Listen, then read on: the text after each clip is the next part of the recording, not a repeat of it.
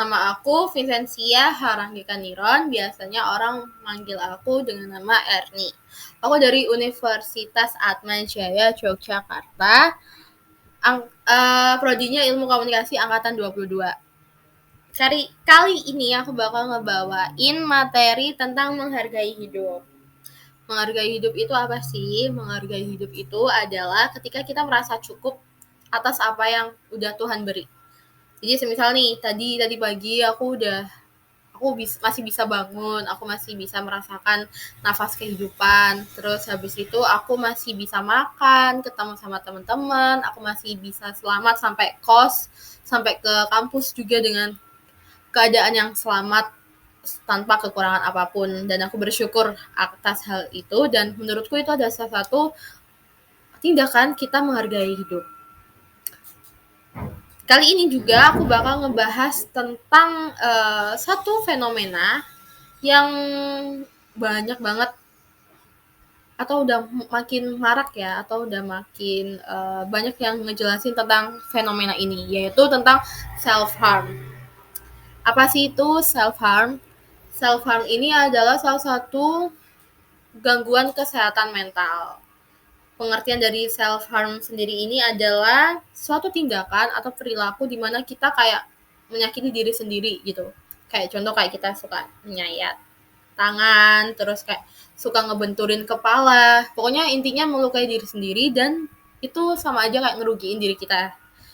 Begitu. Terus habis itu awal apa ya? Awal orang-orang tuh kayak mengetahui tentang fenomena ini, atau awal maraknya fenomena ini adalah ketika saat adanya pandemi COVID-19. Kenapa kok pas ada COVID-19 baru marak ya? Karena seperti kita ketahui ya, COVID-19 itu kayak kita tuh membuat kita selalu di rumah.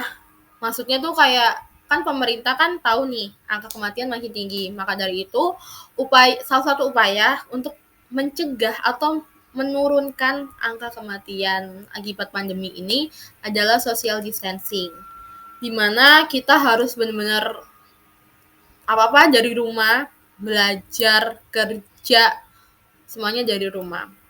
Dan itu kayak membatasi gerak kita gitu loh, membatasi ruang lingkup kita juga untuk melakukan aktivitas seperti biasanya.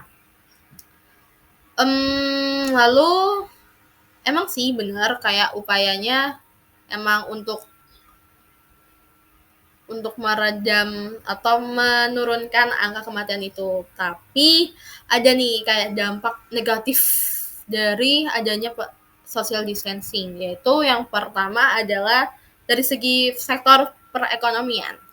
Dari segi sektor perekonomian itu kayak kita banyak yang tahu ya, kayak banyak kayak usaha atau bisnis orang-orang, bahkan banyak pegawai yang kayak diberhentikan secara paksa akibat pandemi COVID-19 ini. Kayak ini tuh ngerugiin gitu loh, karena benar-benar secara mendadak banget, karena banyak orang yang kayak pegawai-pegawai yang dipecat secara tiba-tiba dan paksa. Terus yang kedua dari sektor pariwisata. Kayak kita semua tahu gara-gara PPKM kita nggak bisa keluar rumah kan, kita benar-benar nggak bisa bepergian, bahkan bepergian ke antar kota di Indonesia aja juga sulit banget, kayak kita harus PCR lah, kita harus swab lah. Bahkan pas awal-awal tuh kayak benar-benar semua penerbangan laut juga semuanya ditutup, semuanya akses semuanya ditutup. Terus yang ketiga ada dari sektor pendidikan. Nah, sektor pendidikan inilah yang ngebuat adanya gangguan-gangguan mental nih, yaitu salah satunya tadi self harm. Self harm ini awal mulanya tuh kan karena pandemi, terus pemerintahan kan kayak mengadakan atau mengupayakan adanya social distancing. Dengan adanya social distancing itu ngebuat kita, biasanya para remaja atau anak-anak tuh kayak merasa kesepian, karena awalnya tuh kayak kita kan main nih sama teman, biasanya kita selalu ketemu sama teman, terus kayak mungkin kita berinteraksi sama orang secara langsung, terus sekarang tiba-tiba kayak kita cuma secara layar doang, pembelajaran semuanya juga secara layar. Tadi kan faktor pertama tuh karena adanya self harm itu karena kita kesepian. Karena kita yang awalnya ngobrol-ngobrol-ngobrol, terus jadinya nggak ngobrol, terus kayak cuma ngobrolnya sebatas komunikasi satu arah kayak gitu-gitu. Terus yang kedua, kayak karena adanya beberapa tekanan. Tekanannya juga nggak hanya tentang pendidikan ya atau tentang sekolah, tapi bisa aja nih kayak tekanan keluarga lah, ekonomi lah, atau tentang kayak pertemanan lah, pacar, itu juga bisa. Jadi banyak pressure gitu loh, tapi kita nggak bisa cerita sama orang-orang. Kayak kita cuma bisa diem di rumah, ya kita bisa bermedia sosial, tapi ya udah sebatas itu doang. Kita nggak ada kayak interaksi yang bener-bener interaksi banget nih, gitu. Terus dengan adanya social distancing ini ngebuat kita kan ada di rumah, kita gabut dong. Kita biasanya tuh kayak apa ya, mengkonsumsi di media sosial tuh kayak hal-hal yang seharusnya nggak kita konsumsi. Kita kayak misalnya, kita bisa berubah mood gara-gara kita ngeliat video TikTok atau gimana-gimana gitu.